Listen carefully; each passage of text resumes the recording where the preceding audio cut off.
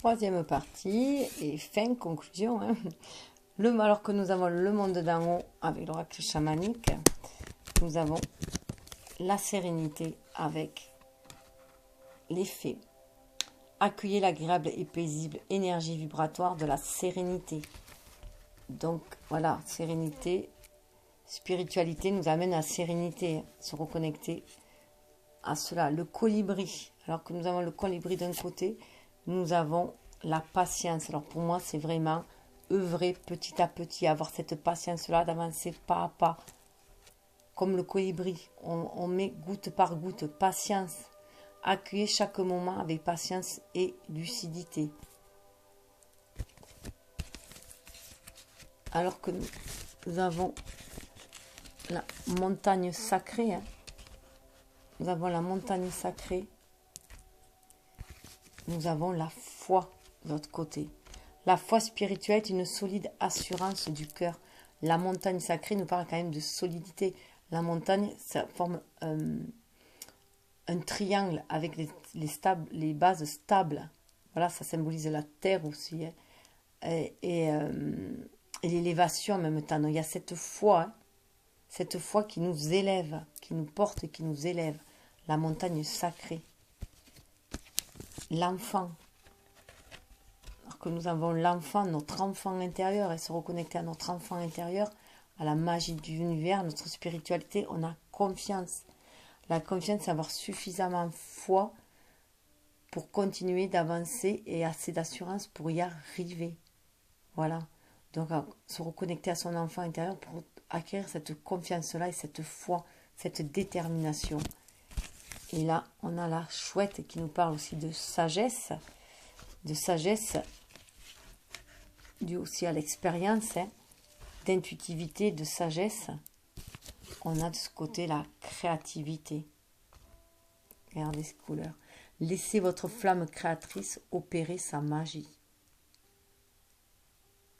9 et 3, 12, une autre façon de voir les choses. Hein. De voir les choses avec beaucoup plus de spiritualité et du coup de créativité. On va se reconnecter à notre flamme intérieure.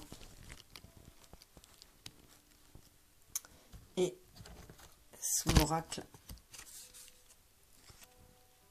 du livre des ombres, hein, nous avons le 7 de terre, hein, où là, ça part des créatures marines. Et là, avec ces créatures marines, on nous demande de faire attention, de savoir poser ses limites, de faire attention, voilà, vous voyez là, de faire attention de faire attention, de savoir poser ses limites, de rester connecté. On voit le dauphin, on voit la tortue, à la sagesse universelle pour rester en haut, hein, vers des énergies hautes. Parce que dessous, voilà, on peut avoir des énergies beaucoup plus basses. Il y a des requins là. Hein. C'est notre part d'ombre aussi. Hein. Donc, savoir poser ses limites aussi. Faire attention de ne pas se faire bouffer aussi. Hein. D'être prudent. On nous demande d'être prudent. Qu'il peut y avoir voilà, des requins autour de nous. Hein. D'où la nécessité avec ce 6 de terre aussi. Hein. La nécessité, alors c'est arbre et forêt, la nécessité de trouver un refuge aussi. Hein. Un refuge, ça peut être un refuge à l'intérieur de soi, hein. À l'intérieur de soi, mais savoir se trouver un refuge pour se protéger. Et pouvoir aussi, en se protégeant, en posant ses limites, donc il y a la limite et il y a le refuge aussi là, hein. C'est aussi pouvoir du coup se reconnecter. Donc ça peut être un refuge intérieur aussi et pouvoir se reconnecter aussi du coup à l'élémental avec ce valet c'est le valet de cœur, hein, d'eau. C'est les ondines, hein, c'est pouvoir se reconnecter à cet émotionnel parce que l'eau, tout cela amène le renouveau émotionnel. Ça va ramener un regain d'énergie émotionnelle. Un renouveau et puis il y a une certaine purification là. Et on va vers un renouveau. Et d'autant plus que là, on a la terre d'été avec le fou zéro. Hein. Donc vraiment le renouveau, on va vraiment pouvoir agir. Il y a une énergie yang qui nous amène un vent. Là, on voit un vent de renouveau. Là, on avait l'émotionnel juste avant avec le valet. Hein. Donc, pourquoi pas un renouveau en amour aussi. Hein. Et là, on a la terre d'été. Donc, cette énergie yang où on nous parle d'action hein, qui va être menée en suivant, voilà, en se laissant porter. Il y a bien sûr une mise à nu là. Hein. C'est se laisser porter au gré du vent en fait. Se laisser porter au gré du vent pour agir dans la matière. En captant la lumière, en captant les opportunités qui se présentent. Et là, on voit bien qu'il faut faire... c'est un avertissement là aussi. 16, c'est la maison Dieu. Hein. Vous voyez, il y avait le coup de tonnerre tout à l'heure. Et là, on a la maison Dieu. Bien faire attention à les avertissements. Parce que ça va remuer. Ce renouveau va remuer. Ça va être remuant. Hein. Il faut saisir en fait. Il faut saisir ce renouveau même si ça doit être remuant. Tout en restant sur ses gardes, puisqu'on voyait là, il faut rester sur ses gardes, parce qu'on peut se faire bouffer, c'est sûr, mais on a la capacité de se réfugier à l'intérieur de soi pour se protéger. Et de demander aussi la protection de l'univers. Hein. Puisque là, on a avec le 12, on a le cercle. 12 de ce cercle, c'est savoir se protéger, faire un cercle et se protéger à l'intérieur. Demander à l'univers de se protéger. On a à nouveau la protection. Hein.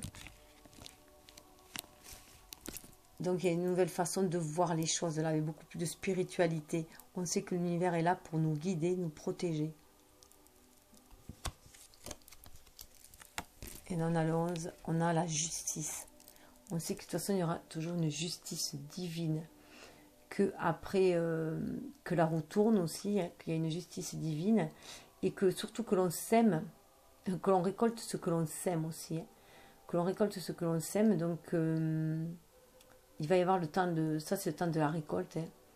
Voilà, qui est représenté. Donc, voilà. On récolte ce que l'on sème. D'où la prise de conscience de la maîtrise. De bien maîtriser le feu. De bien maîtriser notre énergie. Donc, on retrouve notre déesse qui est là. Elle n'était pas très loin. Hein. Donc là, avec cette déesse-là, on est dans notre complétude. Hein. On a les 4 éléments, on a la maîtrise des 4 éléments. Donc là, le plus dur, voilà, c'est de maîtriser ce feu, en fait, puisqu'elle est sortie que sous le deck, là. Hein. Donc, le plus dur, c'est de maîtriser ce feu, justement, cette énergie de feu.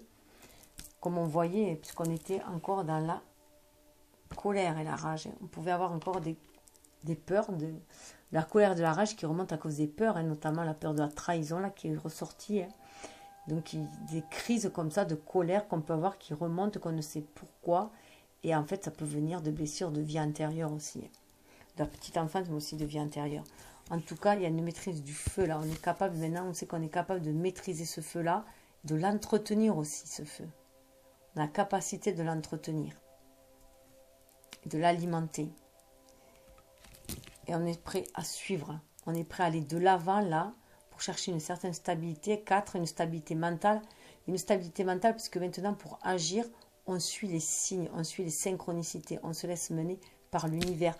On par l'intuition, on a le chat et les corbeaux. Hein. Par l'âme, les âmes, par les défunts.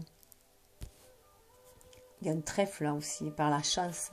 C'est ce qui va nous permettre de trouver notre place dans ce monde. Voilà. De se sentir à notre place, de trouver notre place et d'être dans la maîtrise des éléments. Et du coup d'arriver victorieux. Hein.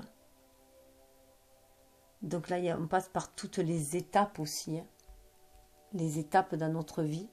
Et il y a ce cercle aussi. Hein. On arrive à un achèvement, comme il y avait dans le Ouroboros. Là. On arrive à un achèvement d'une étape. On va après aller vers une autre étape. Surtout que nous avons le 1. Donc on acquiert beaucoup de sagesse aussi, de maturité, de sagesse. On est dans la maîtrise de notre vie, on a trouvé notre place et on sait qui on est, on sait pourquoi on est venu, ce qu'on est venu faire. Et là, voilà, on tend la main. Hein. On tend la main, on est dans la réceptivité aussi. Ce que l'on reçoit de l'univers, on est capable de le retransmettre. Voilà, de le recevoir et le donner. Et là, on est dans le donner de l'amour aussi. on a le calice et la tamée. Hein. Donc le calice qui est le symbole féminin de la réceptivité, de recevoir, et